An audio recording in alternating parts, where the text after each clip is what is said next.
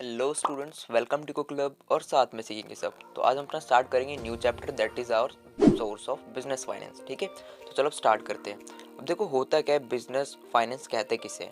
तो सिंपल शब्दों में क्या होता है, हर बिजनेस को अपना काम करने के लिए, डे टू डे एक्टिविटी करने के लिए कुछ पैसे की ज़रूरत होती है ना।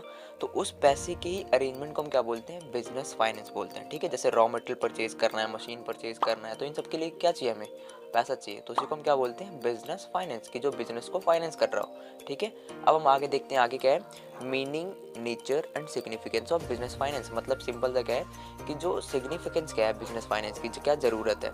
तो यहाँ पे हमें दो चीज़ के लिए ज़रूरत होती है बिजनेस फाइनेंस की। जो सबसे पहली चीज़ आती है वो होता है हमारे पास फिक्स्ड कैपिटल रिक्वायरमेंट। अब देखो, कोई भी बिजनेस हो बिना फिक्स्ड कैपिटल रिक्वायरमेंट के सर्वाइव नहीं कर सकती। अब जो फिक्स्ड कैपिटल रिक्वायरमेंट होता है वो क्या होता है, जैसे कि आप अपना बिजनेस ओपन कर रहे हो तो आपको मशीनरी चाहिए, फिर एक लैंड चाहिए, फिर पूरी मशीनरी के साथ प्लांट वगैरह चाहिए होता है। तो इन सारी चीज़ों को जब हम खरीदते हैं तो उसको हम बोलते हैं फिक्स्ड कैपिटल रिक्वायरमेंट।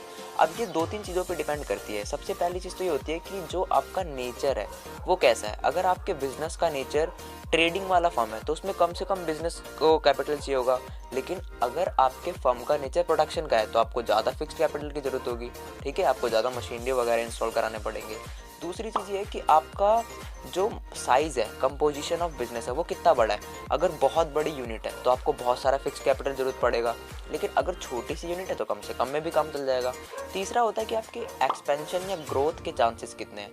अगर आपको लगता है कि इन फ्यूचर आप बहुत ज़्यादा ग्रो करने वाले हो तो आपको बहुत ज़्यादा फिक्स कैपिटल की भी रिक्वायरमेंट बढ़ जाएगी। ठीक है, लेकिन अगर इतना नहीं चाहिए तो आपको कोई ज़रूरत नहीं है। जैसे अभी देखो, जोमेटो एक्सपैंड कर रहा है तो जोमेटो क्या कर रहा है, बाहर से आईपीओ ला रहा है, बाहर से पैसा ला रहा है और अपने बिजनेस में लगा रहा है। अब वो फिक्स कैपिटल में भी लगा रहा है और वर्किंग कैपिटल में लगा रहा है। ठीक है, तो पहला सिग्निफिकेंस क्या होता है, fixed capital requirement. Then second आता है हमारे पास वर्किंग कैपिटल रिक्वायरमेंट। अब जो वर्किंग कैपिटल रिक्वायरमेंट पता है वो क्या बोलता है कि हर एक बिजनेस को ना फिक्स्ड के साथ साथ कुछ वर्किंग कैपिटल भी चाहिए।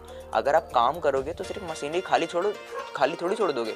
अब जो मशीनरी में हमें क्या लगाना पड़ेगा, रॉ मटेरियल लाना पड़ेगा। तो उस रॉ मटेरियल के मैनेजमेंट को ही हम क्या बोलते हैं, वर्किंग कैपिटल रिक्वायरमेंट। जैसे एम्प्लॉयज़ को सैलरी दे देना, रॉ मटेरियल खरीद के लेके आना, है ना, इलेक्ट्रिसिटी बिल वगैरह पे करना, ये सारी रिक्वायरमेंट्स इसके अंदर आती है। अब ये भी कुछ चीज़ों पे डिपेंड करती है। अगर आपकी यूनिट प्रोडक्शन की है तो आपको जाहिर सी बात है कि ज़्यादा रॉ मटेरियल की ज़रूरत पड़ेगी। अगर आपका साइज़ बहुत बड़ा है तो ज़्यादा रॉ मटेरियल ज़रूरत पड़ेगा, अगर छोटा है तो कम पड़ेगा। ठीक है, अगर आपके ग्रोथ के प्रोस्पेक्टस ज़्यादा है तो आपको ज़्यादा रिक्वायरमेंट पड़ेगी रॉ मटेरियल वगैरह की। और तीसरा चीज़ होता है कि अगर कोई सीजनल फैक्टर है, जैसे आप पतंगे बनाते हो तो आपकी बिक्री सबसे ज़्यादा कब होगी, 15th ऑफ अगस्त पे। ठीक है, तो उस टाइम पे आपकी रॉ मटेरियल की रिक्वायरमेंट या वर्किंग कैपिटल की रिक्वायरमेंट क्या हो जाएगी, बढ़ जाएगी। तो समझ में आया। अब नेक्स्ट वीडियो में बात करेंगे classification of sources of funds. ठीक है, इसमें देखो बहुत सारे फंड्स होते हैं। अब यहाँ पे ये गिवन है, ये हम नेक्स्ट क्लास में बात करेंगे। तो इस वीडियो में बस इतना ही। आई होप आपको पसंद आई होगी। अगर पसंद आई तो बस लाइक कर देना और अपने दोस्तों के साथ शेयर भी कर देना। अगर कोई डाउट हो तो कमेंट में बता सकते हो। मिलते हैं नेक्स्ट वीडियो में। Thank you.